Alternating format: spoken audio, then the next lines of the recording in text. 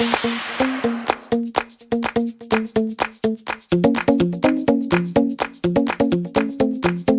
everybody. Welcome to La Lista, a LatinX writers podcast. I am your host, Ruben Mendive. And today we have another writer via virtual communication. I always ask my guests to introduce themselves. So, your name and a little bit about yourself for the audience at home. My name's Natalia Provatas. I'm an LA native, and I'm a TV writer, and I also write personal essays on the subject of the body, cancer, identity. I have a Greek father and a Puerto Rican mom. Well, that sort of leads me to my follow-up question is I ask people where they're from. So I like to know like where you're from, where your family's from, just sort of like a history of, your family. Sure. So my dad came over to LA when he was 18 to go to college. He's from Athens.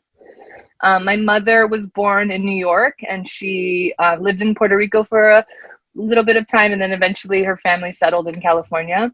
I grew up in Huntington Park, California, and then we eventually moved to Downey, California, which isn't too far away, and so that's where I spent most of my time until I moved out of the house. Got it. And do you know sort of what brought your parents to California? I think at the time, California in the 70s and 80s. For my dad, his brother had already lived here, and he was an established hotelier, so he ran a hotel here in downtown LA.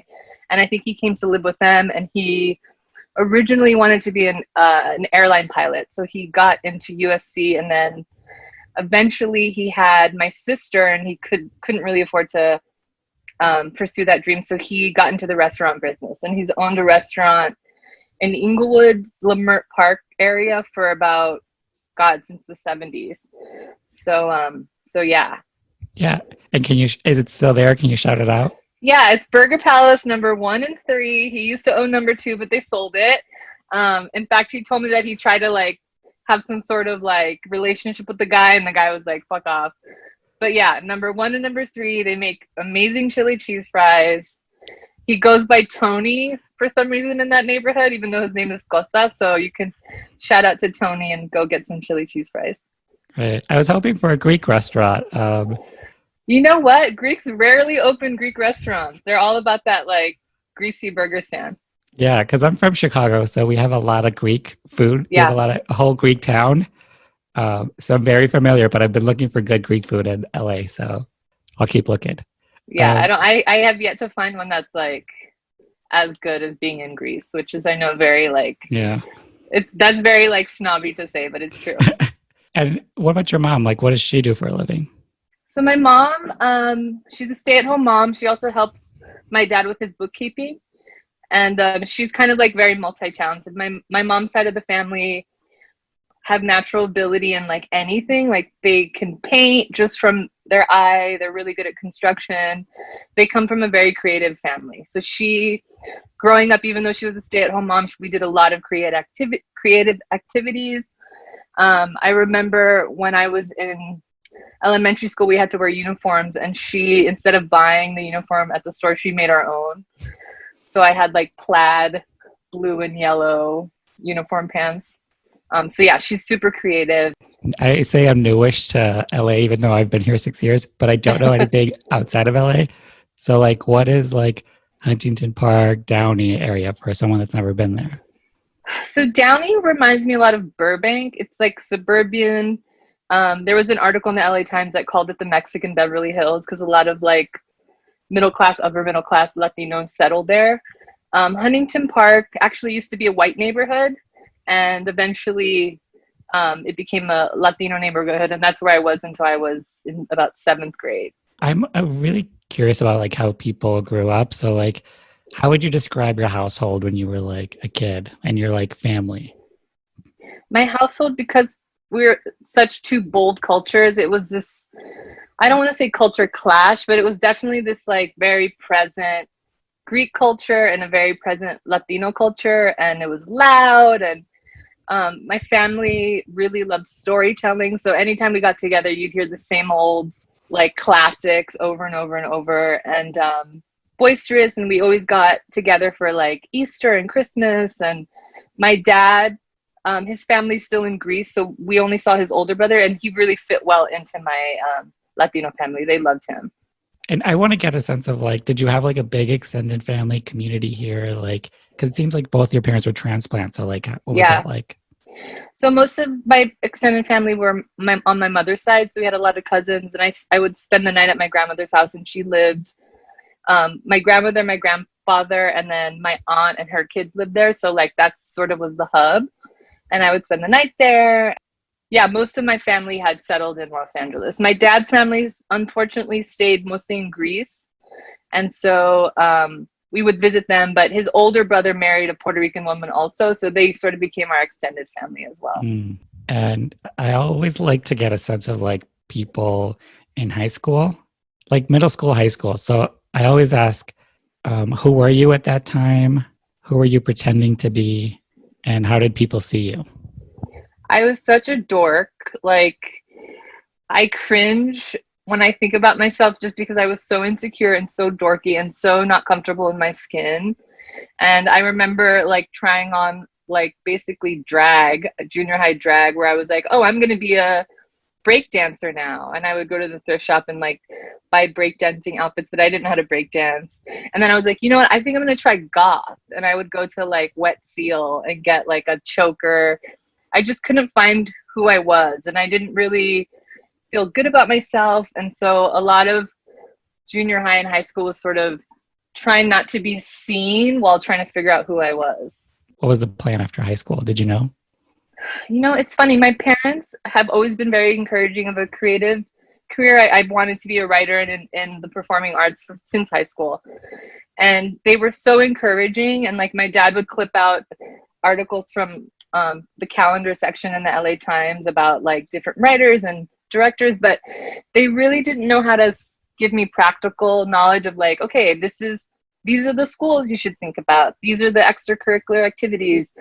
Let's study for your SATs. So my plan, I didn't have a plan after high school. I sort of went to community college, and then I bounced around from job to job. And my intention was always to transfer to a bigger university, and I always got a job that was really cool. Like I got hired as a nanny for a movie producer, and I was like, oh, that's going to be a good experience. Let me put off college. And then from that, I got hired at DreamWorks Animation, and I'm like, okay, well, I'm going to again put off college and follow that trajectory. So it was a lot of kind of going with like the next best thing. Did you go to college? Like, how long were you doing that for? So when I was at DreamWorks, I was able to go to Antioch University here in Culver City, and I got most of my credits done. And then I just recently got my bachelor's degree online. I finished my credits online, actually, while I was recovering from getting my lung removed for cancer. So I was like, you know what, let me do something that's going to make me feel like I had something to look forward to. And what was helpful getting your degree at 35 versus at 20 is I had so much life experience that I was able to, like, writing academic papers felt less daunting. You know, because I went to college like right after high school, and I feel like it took me 3 years before I even knew what I was doing there. Right. So I talk to people a lot who like didn't finish college, did it later, and I think just as a culture we like don't represent that well, and people sometimes have a chip on their shoulder. But I'm always like, listen, it's not all it's cracked up to be. Like, right. I mean, in some ways, I do wish I had the college experience. But a lot of my life experience and my work experience like almost made up for that. So it's kind of two sides of the same coin. Did your like university offer like an online course, or did you go somewhere separately for that? Yeah, they were like, hey, you can either do this in person for 36 credits, or you can do it online for 9 credits. And I was like, I'm doing it online for 9 credits. Like, and this was pre-pandemic. I was like, I'm not leaving my home to do. And can you sort of talk about your university? Because I know a couple of people that have been there, but I don't know a ton about it. So like, how would you describe it to someone? You know what? I have a weird mixed feeling because part of me feels like it's corny, like it's one of those like online schools. But the quality of teachers are so high and so good. And there is something about going to school with people from different ages and backgrounds. It just sort of enriches your outlook and your experience in the class. And it's just like, at least when I was there physically, it was like basically a bunch of conference rooms, and there was like maybe 10, 15 people in the class studying whatever the topic was. I've I know where the campus is, and it feels very like office building. Yeah. And were like the people there around your age, or what's like the makeup? Honestly, I feel like most of the people were adults. It was a lot of adults either completing a master's or start going back to school for their bachelor's. I met a few people who were writing a book, so they were sort of there to kind of flesh that out. And I am curious about like sort of where the writing came in for you, because you sort of mentioned that your parents were knew that there was something of an interest for you. So like, where did that stem from? Like, can you follow the through line of that? Sure. So what's funny is like I was in drama in junior high and high school, and I didn't even know that there was a writing job. Like I didn't even know that there was other careers that existed in film and TV aside from being an actor, because that's really all that we saw. And so the first time I felt like, whoa, I could be a writer is we had to write our own monologues to audition for the school play in my senior year. And I wrote this like really funny monologue, and everyone's like, wow, where'd you find that monologue? It wasn't in any of the books. And I'm like, oh, I actually wrote it. And they're like, you're funny. That's really, you should keep doing that. And that was the first time that I'm like, oh, maybe there's something to this. And then from there, I just started like taking writing classes and listening to podcasts and trying to study comedians, like every sort of form of writing I self-educated myself on. But it wasn't until I got to DreamWorks that I was like, oh, writing actually is a big career. And like there's structure and there's stuff to all of this. So that's sort of the through line. And then I started taking classes at Writing Pad, and every step of the way I had a goal. Like my goal at Writing Pad was like, I need a mentor. I need someone who can really like work with me day to day. So I got a mentor. And then it became, okay, I'm really interested in personal essay writing. I'm going to take a class on personal essay writing and I want to get published. So then I hit that goal. And now ever since it's been like, okay, I want to be a TV writer.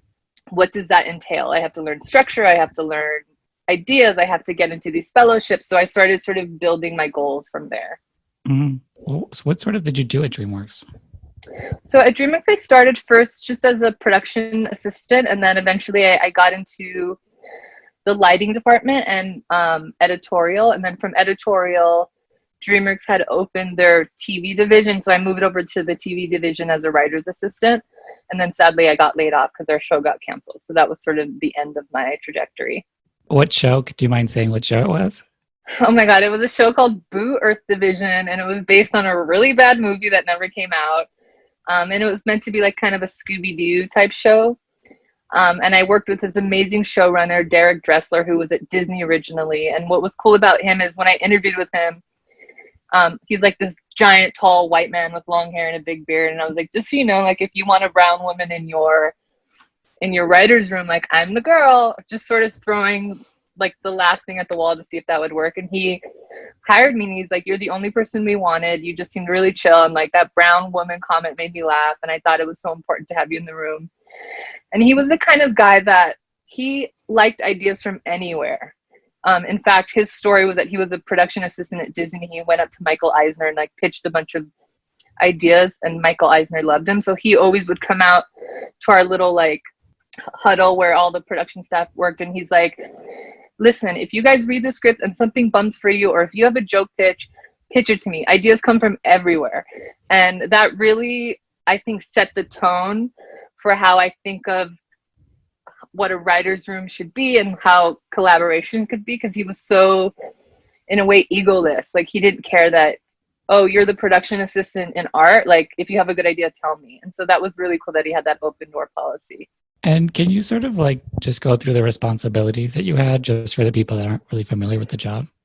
Yeah, so in editorial, basically animation works with like a lot of assets. So everything is asset based. And your job is to track to make sure that the editors get what they want. You sit, you take notes. And working in editorial, DreamWorks for me was like going to film school, because I would sit there with the director, with the editor, and they would be making story choices. And I'm just sitting there like, wow, I could see in real time what story, how you shape a story. When I was in lighting, again, it's tracking assets, it's taking notes, but there wasn't as much story in that. That was more of the filmmaking aspect of it. And then in the writer's room, at DreamWorks TV, I basically, Derek was cool because he took care of all of like his calendar work, and he would just tell me, take notes in our writers meetings, and if you have an idea, pitch it to us. He also would give me small little assignments like, okay, We're doing stuff for Instagram, just like write a couple funny sketches based on our characters. So he was really good about giving, I know a lot of like showrunners don't necessarily want to encourage either the writer's assistant or the director's assistant to want to be a writer eventually, but he was like the opposite. He was like, no, I get what you're trying to go for. And then I met with all the writers in the room and I was like, okay, my goal obviously is to be a writer on this show. What kinds of things should I be doing as a writer's assistant to get me noticed or to help improve the room? And one guy gave me really good advice. He's like, don't try to prove anything, just try to solve a problem. So if something comes up in the room that we're having a hard time break, think about that as you're sitting there. And then if you have a solution, that's when you provide it. And that was like the best advice I've ever gotten.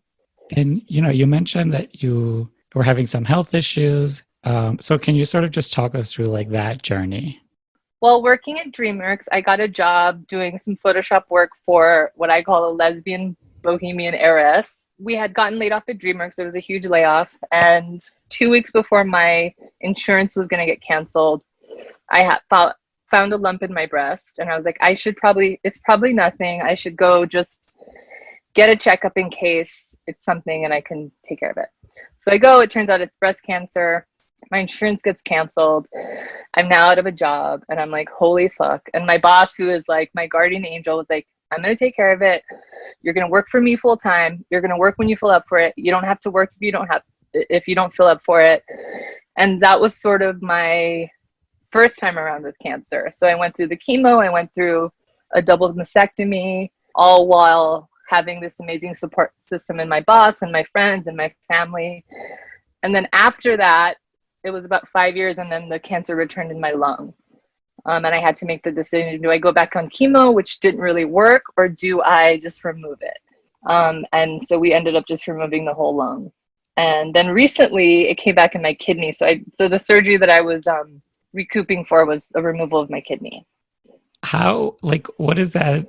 Because it's like you're removing a lung is like no joke. Like, right. You've had major surgeries because of this cancer. So like, how does your body even recoup, function? Like, it's funny. The first cancer felt very like movie. It felt very like Stepmom Susan Sarandon, where everyone's like being really nice to you and you look hot because you're super skinny. The lung cancer, that one really devastated me because I'm like, what is the point to wanting to be a writer, to having goals, to building relationships if I'm just going to die from this disease? And there was something that my boss told me the first time around. She's like, do not buy into the drama of cancer because there's a lot of that goes around with it. And that really helped me to be in a place mentally that was like, okay, Natalia, your soul wants to live.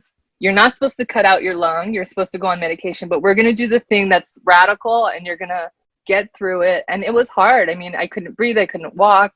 But sometimes things like that teach you to slow down. It teaches you how to be vulnerable. It teaches you how to get in touch with your higher purpose, your higher soul.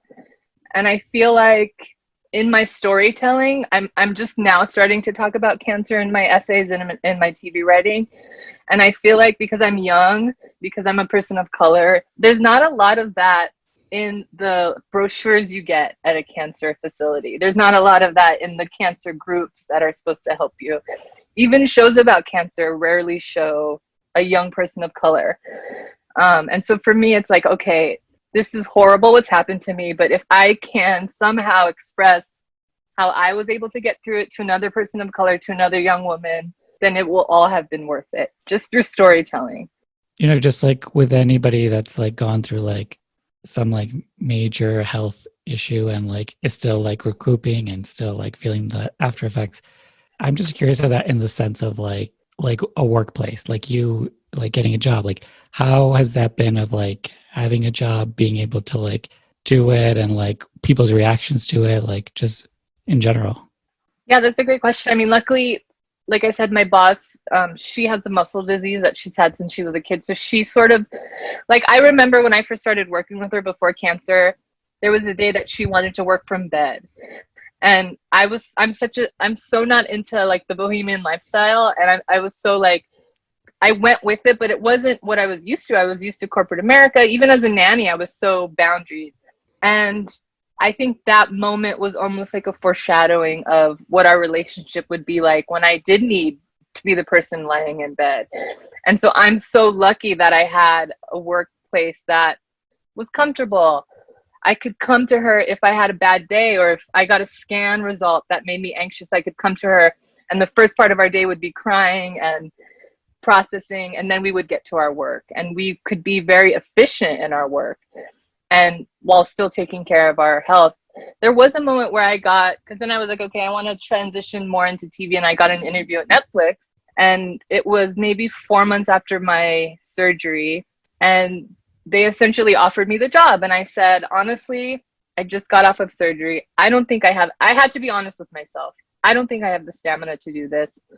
And by expressing myself and being vulnerable and doing something that most people would tell you not to do in an interview, the woman was like, I also am a breast cancer survivor. It's been a year.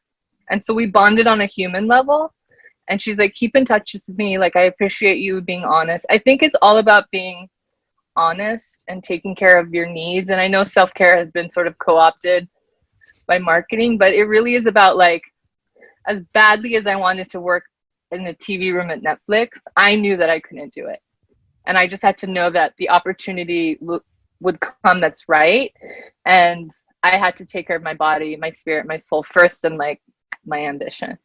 With like every identity, you're sort of like, even like this is a podcast about Latinx writers. Like, have you found like a community of like writers that have been through like similar things? Like, is there like a group or something? Gosh, it's so funny. I'm in a Latinx group, and it's not so much that like there's other cancer survivors in there, but I think if you're an immigrant, if you're an outsider, if you're a marginalized community in this world, there's something about you that sort of just gets how fucking hard it can be, regardless of what that thing is. Yeah, it's been nice to have a community that's like, girl, like, we got you. I don't know what you're going through. I can only talk about my friend so-and-so who has cancer, but like, we got you whatever you need. I actually don't relate as much to cancer survivors as I do to pregnant women. So anytime a friend of mine gets pregnant, I'm like, we have to hang out because we are essentially having the same symptoms, but you're growing a life, and that's so inspiring to me, as opposed to like my body's trying to kill me. And for writers, I am curious about like, is there like a through line to your writing? Like, do you see like the same themes popping up? Like, is there something that you feel like is unique to the type of stories you like to tell?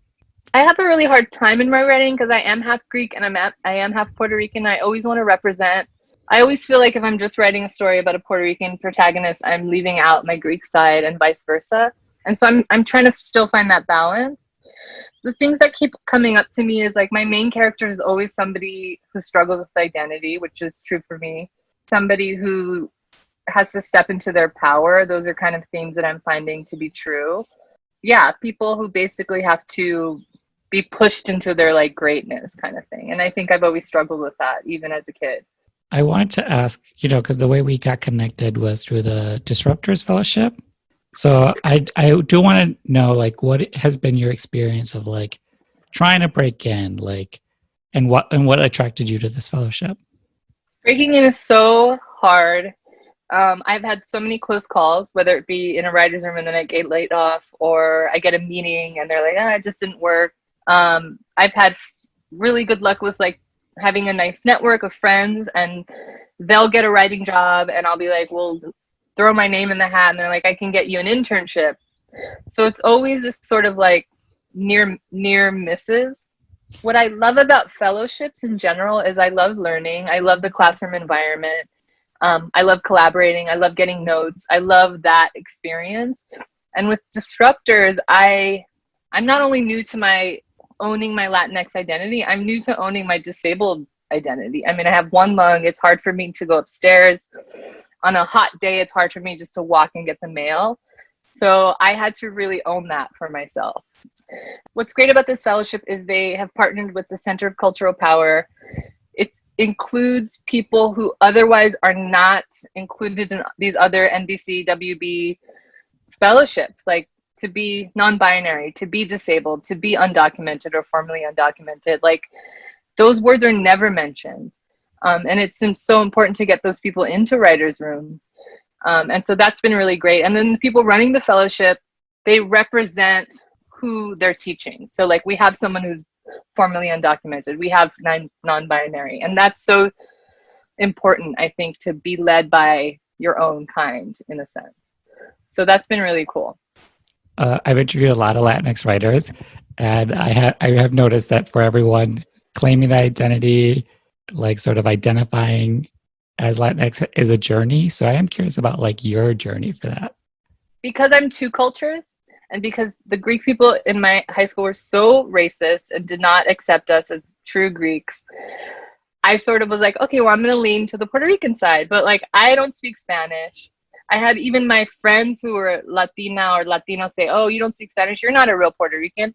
You're not a Puerto Rican like the ones we see in Chicago or New York. And so for me, I internalized whiteness, and I was like, I'm nothing then. They cancel each other out.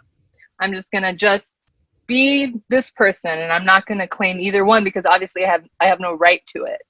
And a lot of the friends and people I were drawn to were people who were, like my best friend was Ecuadorian and Persian. And I was drawn to these people who basically had a like zeroed out identity because you don't know how to really balance it. It wasn't until Vida that I was like, oh, there is a spectrum. And like, I can own it any way that I want to own it. And I can be as Puerto Rican as I want to be. And that's authentic to me. I don't have to put on Puerto Rican accent. I don't have to dress like people are expecting me to represent the culture. You know, because I grew up with a household speaking Spanish. I grew up eating the food, but I was always ashamed to even say that because people are like, well, that's not like, it's not good enough. So it was a journey. And even now, like my father doesn't see his daughters as Latino. And so that's interesting to be in a family dynamic that's like, well, you're American or you're quote unquote whitewashed, or I don't see you that way because you're mixed race and I don't necessarily look Puerto Rican. I look to many people Persian. And so it's been this really interesting journey of like having to understand my identity and feel and be grounded in the fact that like it's enough to be who I am. I can claim my identity. I can be proud of it. And I don't have to necessarily like speak Spanish or do all the things people are expecting. Yeah, and even in the work, like sorry to interrupt, but a big question that's come up in this fellowship is like, do I have to write Latin stories? Do I have to write the Puerto Rican story? Do I have to write the half Greek, half Puerto Rican story in order to be valid in terms of a Latinx writer? And so that's a conversation I'm having a lot with people. Like sometimes I want to write about a Midwest dad, and is that okay? Especially now, I think in the last couple of weeks, I've seen that pop up on Twitter. Yeah. Where I think as we're talking more about race and representation and actually doing the work to make those things happen, I have seen a conversation of like who gets to tell what stories, you know? Right. I saw a really interesting thread where a white showrunner was like, well, Black people should be in a writing room for Black stories. And a lot of Black writers were like, no, we not only navigate our own culture, but we have to navigate white culture. So it is an interesting conversation. Yeah, no, I saw like a roundtable with like Lee Daniels, and he was talking about that. This was a couple of years ago, and I sort of like carried it with me where he was saying, because, you know, sometimes like white writers, creators sort of feel like they're being policed on what stories they can write. And he was just, I don't know, it gets tricky because then people are like, well, are we just separating people? But I don't think anyone really is saying that. I think it's the whole conversation of representation is for so long, overwhelmingly, these stories have been told by white creators. We're just asking for equity in that and not just to be pigeonholed into that, because he mentioned the same point. It was like, we've watched your media. We live in your world. Like I say this all the time, like I could write a Stranger Things. It's not that hard. Like yeah. White Kids in the Suburbs. I've seen 1,000 shows and movies about it. I'm familiar, you know? Yeah, that's so true.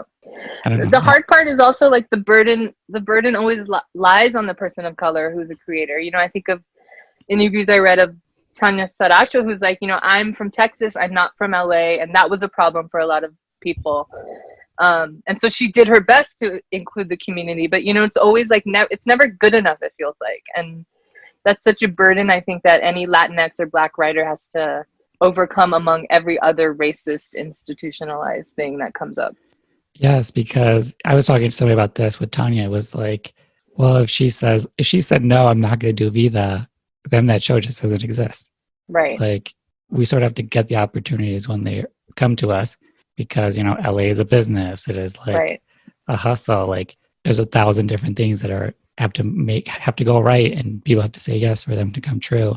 Right. And now look at like the people she's inspired, the writers' rooms that's been created, like the new writers that has brought up. I think we definitely have to we can't try to be perfect because if we try perfect in a system Right. that's not made for us, it's like lose. It's funny. I've had some experience even in the art world, and a conversation about this comes up a lot. Like any artist who's Black or Indigenous or a person of color has to be perfect. Like there's no wiggle room in terms of being able to be critiqued as a person of color, as an indigenous artist, as a Black artist. But we don't grant that like to the white artists. You know what I mean? There's always wiggle room for them. And I think of something that Mindy Kaling said, which is like, you would never ask Steve Martin this question that you're asking me as an Indian woman, and it's so true. And I think in every form of art, there's this feeling of like, if you're going to come from a marginalized community, you have to be perfect, otherwise like it doesn't count. And that is something that sucks. And I hope that shifts in culture. Yeah, because I just think about like all the mediocre white people that are constantly being hired, and the bar is so high for us. I always joke like I just want mediocre Latinx folk to be hired. Like, can we just get that en masse? Like, please. Like, can we just be boring and mediocre and still get the job? I remember it's so funny. I took a class on, for these fellowships, you have to write a personal statement. And I took a class on it. It was an amazing class. It was run by this woman of color. And everyone in the room who was either Black or a person of color or a woman had to basically divulge their deepest, darkest trauma. So of course I'm a cancer survivor. Someone else is like, oh my God, I worked in advertising, it was so racist. And this one guy shows up late, this mediocre white dude, he shows up late. He tells a story about how he used to eat rocks.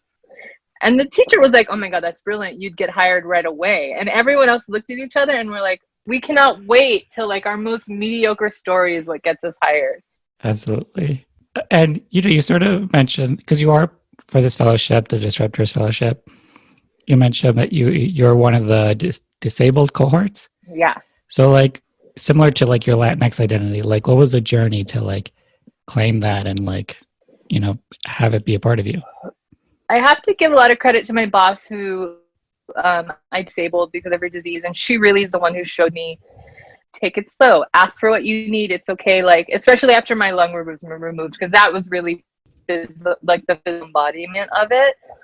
And I had to walk slow. I couldn't talk as fast as I used to. I couldn't go up the stairs. So I had to ask people for help. And I found that people were very accommodating. And I remember we went as our company retreat to this lesbian retreat in Oregon. And there was like 65 to 85-year-old lesbians just like walking up the hiking trail. I was the last and youngest person behind. And I was embarrassed. I was like, oh my God, I can't keep up with them. I'm exhausted. I'm like tripping.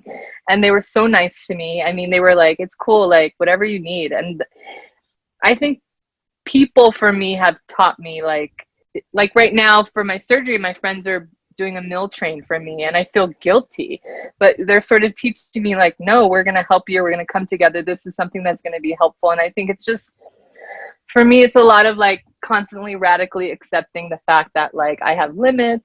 It's okay to be like, I can't go for a walk right now. I can't take my dog out for a walk. Let me ask my neighbor to do it for me. And it's okay. Like it's just every day I have to radically accept that my limitations are different than they used to be. When did you feel like you were first represented in media? And maybe this wasn't even like, this is exactly like me, but you're like, oh, that's someone I identify with. Like, I sort of see myself in this character. It was Parks and Rec, April Ludgate, because she happens to be half Puerto Rican. And I didn't even know that. So people were like, oh, you kind of remind me of her. And then I researched her. I'm like, oh, it's because she's half Puerto Rican. And that was the first time that I'm like, oh, look, someone like me is on TV. And it's so cool that people like are really like her character.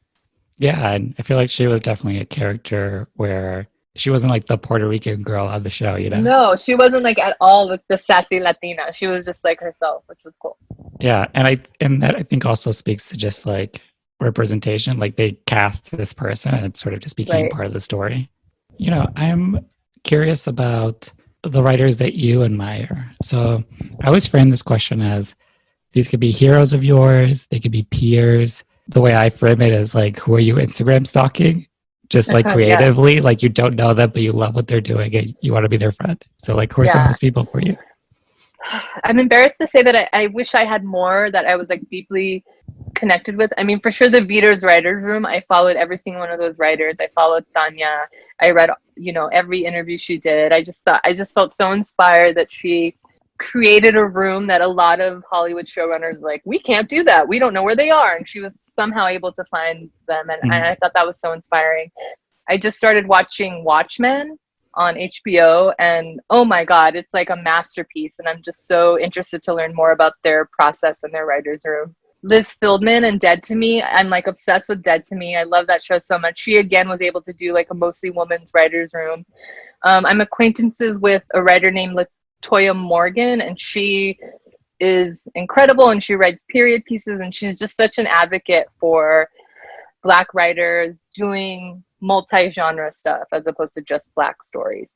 So those are kind of the people that I'm always like taking their advice, following them on Twitter, reading what they have to say in an Instagram post. Like those are the people that are sort of inspiring me right now. Yeah. And then all the people in my writers groups, like there's so many amazing Latinx writers who are easily could write for a show, if not run a show. And so I'm in two groups, and they're both like, they're so inspiring. And I am curious of like, how did you find these people? How did you like build this group? Just for the people that feel like I started this whole podcast because as Latinx writers, we can sometimes feel so alone, like we're the only one of our kind. Right. So like, what was that journey for you to like network, build friendships, relationships? So I made a really conscious effort to be like, okay, I'm going to just express to people who I already am connected with that I'm interested in writing jobs and being in the writing community. And after high school, I actually was in this summer program called Inner City Filmmakers, and it was a nonprofit that helps develop underprivileged or filmmakers of color to learn about the industry, get paired with mentors. And so I met a lot of people through there. And my friend Rosa, I expressed to her that if she knows of any kind of group or people who need writers, I would love to join them. So she hooked me up with a writers group she was in.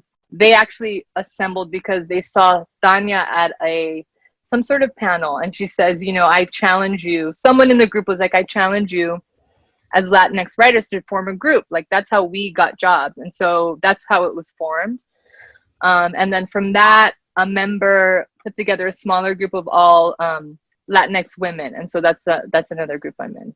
All right, and is this Rosa Navarrete? I think she was on your podcast. Yeah, I do know her. She's so cool. She's so cool, and she's so well connected and just like so generous. I love her. Yeah, very generous. Like, I feel like she needs to give herself more credit because I could not agree more. And Rosa, if you're listening, girl, like you need to like definitely be your own hype man. Yeah. Truly, I'm always like, she's like low key my hero. Yeah, you asked the question. That's someone that I admire because she's somebody who can navigate any form of art and writing with such passion and such heart and such good ideas. And she seems fearless to me. Like she's directing plays, she's in a play. Like it's really cool to see. Yeah, she's like the busiest person I know, and doing it with a baby on her arm the whole time. Oh my God, I know. Sort of to start wrapping up, I like to ask my guests to title the episode. So the prompt is a blank Latinx writer. So in that blank, you can put whatever word you want. You can mix them all up, just whatever you feel is true to who you are, the type of writing you do, to the conversation, just whatever comes to mind. Oh my God, this is so hard. Oh, I hate to use descriptions, but like a Puerto Rican cancer surviving writer that's like trying to fucking do the thing. Perfect. And where can people find you? So like there's a social media plug part. Okay, so I have a website where you can read some of my published essays and reported pieces, nataliaprovatas.com. And then you can follow on Instagram. I'm not an influencer, but I still make pretty pictures at Chola for Hire. And I'm on Twitter at Natalia Provatas. Perfect. Lots of 90-day fiance content, if that's your thing.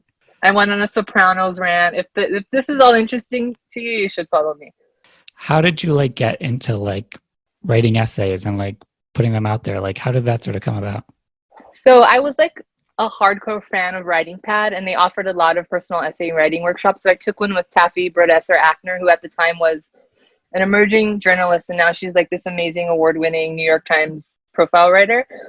And she was very, like, I was always insecure about my voice, and I was also insecure that I didn't have a college degree, and a lot of people who were in the classes were journalists or they had gotten a master's in writing. And Taffy was the first person that was like, Natalia, your voice is great. This is what your voice is. You have a talky voice, and that's what you should explore. And she really taught me that I had something to say, and she gave me the tools in order to say it. And yeah, I just became obsessed with her. So I took every class she had, and then she stopped teaching, and I was so sad.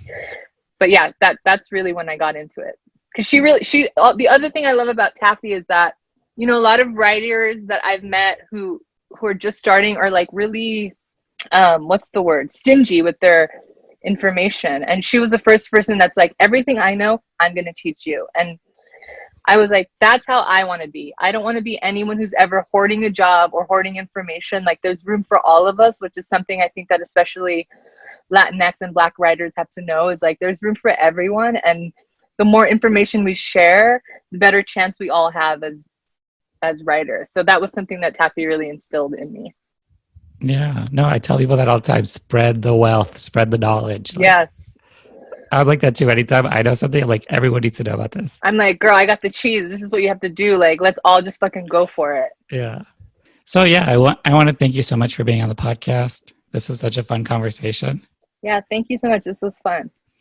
So for all the listeners, you can follow us at La Lista Podcast on Instagram and Twitter. We'll be back next week with a brand new writer. Bye. Bye.